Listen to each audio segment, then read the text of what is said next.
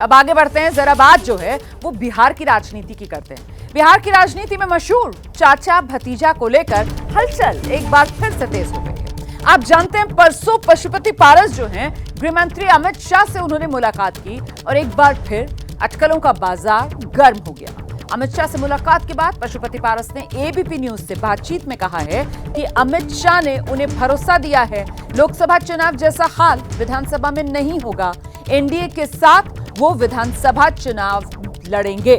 पशुपति पारस ने यह भी कहा कि वो अच्छे समय के इंतजार में हैं। चिराग से उनकी कोई बातचीत नहीं होती है। मेरे साथ इस वक्त पूर्व केंद्रीय मंत्री और आरएलजेपी प्रमुख पशुपति पारस मौजूद हैं बातचीत करने के लिए, और इनकी गृह मंत्री अमित शाह से बीते दिन मुलाकात भी हुई है। लेकिन इस वक्त हमारे साथ है, सबसे पहले तो आपकी मुलाकात हुई अमित शाह से, क्या बात हुई? बहुत अच्छी मुलाकात हुई और बिहार के इशू पर खास करके बिहार में जो विधानसभा का चुनाव है 2025 में, उसके किस ढंग से चुनाव लड़ा जाए, एनडीए गठबंधन का क्या रुख होगा, गठबंधन का क्या स्वरूप होगा, इस पर विस्तार से उनकी हमारी बात हुई। हमें भी बताइए, हम भी जानना चाहते हैं कि बिहार को लेकर प्लान क्या है आप लोगों का? क्या बिहार को लेकर कोई बातचीत हुई?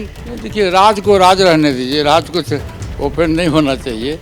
जो बातें हुई है वो अभी समय है, 1 वर्ष समय है, लेकिन जो बात हुई है सकारात्मक बात हुई है। और एनडीए गठबंधन के हम पुराने साथी हैं और ईमानदार साथी हैं, वफादार साथी हैं। लोकसभा के चुनाव में हमारे साथ में इंसाफ नहीं किया गया, तो मैंने कहा था कि सर लोकसभा की तरह नहीं होना चाहिए। उन्होंने आश्वासन दिया कि विधानसभा में निश्चित रूप से बिहार में जब भी चुनाव होगा तो आपको सम्मान दिया जाएगा। उसके तहत हमारी बात हुई और बात मैं इतना कह सकता हूँ कि बहुत ही संतोषप्रद बात हुई। क्या चूँकि आपको एक भी सीट नहीं दी गई लोकसभा चुनाव में, और नतीजा ये हुआ कि मतलब आप कहीं दिखे नहीं पूरे लोकसभा चुनाव में, और आपको इस चीज़ का दुख भी? नहीं, हाँ, दुख तो होना स्वाभाविक था, दुख होना स्वाभाविक था। लेकिन जब हम लोगों ने नेशनल एग्जीक्यूटिव की बैठक बुलाया और बैठक बुलाने के बाद ये तय हुआ कि व्यक्तिगत हित और दल के हित को दरकिनार करते हुए राष्ट्र हित की बात होनी चाहिए। क्या बिहार विधानसभा चुनाव में आप एनडीए के साथ चुनाव लड़ेंगे? और अगर आपका जवाब हाँ है तो क्या आप सीट शेयरिंग को लेकर के कोई बातचीत आपने की है अमित शाह से? अभी हमारी कोई बातचीत नहीं हुई है, लेकिन मैंने कहा मैं एनडीए गठबंधन में हूँ और निश्चित रूप से विधानसभा के चुनाव में एनडीए गठबंधन के साथ हम रहेंगे और मिलजुल के हम लोग चुनाव लड़ेंगे। और एक ही उद्देश्य हम लोगों का है कि बिहार में निश्चित रूप से इस बार एनडीए की सरकार बननी चाहिए। हाँ, उन्होंने कहा कि साथ में आप एनडीए के पार्टनर सहयोगी दल हैं, निश्चित रूप से हम लोग सब लोग मिल करके साथ लड़ेंगे। जो सम्मानजनक सीट होगा उस पर विचार किया जाए। आप केंद्रीय मंत्री थे, आपकी सीट या यूं कह लीजिए कि आपका जो मंत्री पद था वो आपके भतीजे को मिल गया और आप पूर्व कैबिनेट मंत्री बन गए। क्या आपको इस बात का मलाल है? देखिए, राजनीति में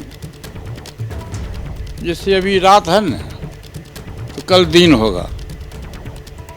तो निश्चित रूप से राजनीति में लोगों को आशावादी होना चाहिए, निराशावादी नहीं होना चाहिए। चिराग अब जब मंत्री हैं आपसे सलाह लेते हैं, आपकी कोई बातचीत हुई? हमसे उनकी कोई बातचीत नहीं है। तो उनका परिवार अलग है, पार्टी अलग है, परिवार अलग है। वो अपने घर में है, हम अपने घर में हैं। सलाह कुछ भी नहीं, कुछ नहीं, कोई बातचीत नहीं होती। चिराग पासवान के चाचा पशुपति पारस को आप सुन रहे थे। एबीपी न्यूज से खास बातचीत में उनका दर्द भी छलका। और ऐसे में अब सवाल ये कि आखिरकार चिराग के मन में क्या है। दरअसल वो कुछ मुद्दे जिसको लेकर चिराग पासवान का बीजेपी से अलग स्टैंड, इसमें महत्वपूर्ण जातीय जनगणना का मुद्दा हो जाता है। वक्फ बोर्ड एक्ट में बदलाव का मुद्दा सामने आया पिछले दिनों। बड़े पदों पर लेटरल एंट्री वाला जो केंद्र सरकार का फैसला था, उस पर भी मुखर तरीके से विरोध करते हुए चिराग पासवान नजर आए। SC/ST आरक्षण कोटे में कोटा का भी चिराग पासवान ने खुलकर विरोध किया। मैं सीधे आपको लेकर चलती हूँ। हमारे साथ हमारे सहयोगी प्रकाश कुमार इस समय पटना से मौजूद हैं और जरा प्रकाश से ही अब समझते हैं ये जो बड़ा दावा पशुपति पारस कर रहे हैं एनडीए में अच्छे दिन, क्या वाकई पशुपति पारस को लगता है कि उनके आने वाले हैं? प्रकाश, रोमाना, पहले तो ये समझना होगा कि अभी जो राजनीति चल रही है पशुपति पारस की या बीजेपी की, क्या चिराग के पर कतरने की एक कोशिश है या फिर प्रेशर पॉलिटिक्स है या दो तलवार को एक म्यान में लाने की कोशिश है, ये समझना होगा। तो मेरे हिसाब से अभी यह दिख रहा है कि पशुपति पारस के साथ बीजेपी गलबैया दिखा करके मिल करके वो ये बताने की कोशिश कर रही है कि चिराग पासवान ज़्यादा उड़िए नहीं, हमारे साथ आपके चाचा भी हैं और उनका चेहरा भी है। तो ऐसे में एक प्रेशर होता है। दूसरा कि चिराग पासवान जिस तरीके से बयान दे रहे हैं वो बयान जो है बीजेपी को खटक रही है। ऐसे में चिराग पासवान को के साथ क्या प्रेशर पॉलिटिक्स अपना करके उसको अपने पाले में लाया जा सकता है। और तीसरी जो सबसे अहम बात है कि बिहार में जो विधानसभा चुनाव होने हैं, पिछले 2020 में चिराग पासवान ने अकेले लड़ करके ये जता दिया था कि वो एनडीए को नुकसान पहुंचा सकते हैं। तो ऐसे में झारखंड में भी उन्होंने ऐलान किया है कि 26 सीटें चाहिए। बिहार में भी सीटों के तालमेल से पहले अब बीजेपी ने कमर कस लिया है कि चिराग पासवान को कहीं से भी सीधे अकेले उनके अपने स्तर पर इस तरह से आगे नहीं बढ़ने देना है। और यही वजह है कि यह मामला धीरे धीरे अब आगे बढ़ेगा। अब चिराग के रुख पर असर करता है कि चिराग किस तरह का रुख अपनाते हैं। आप ये कह रहे हैं कि फिलहाल समझना इस बात को चाहिए कि पशुपति पारस चाचा जो हैं वो लगाम ज्यादा नजर आ रहे हैं बीजेपी के हाथ में चिराग पासवान को कसने की। बहुत शुक्रिया प्रकाश इस तमाम जानकारी के लिए।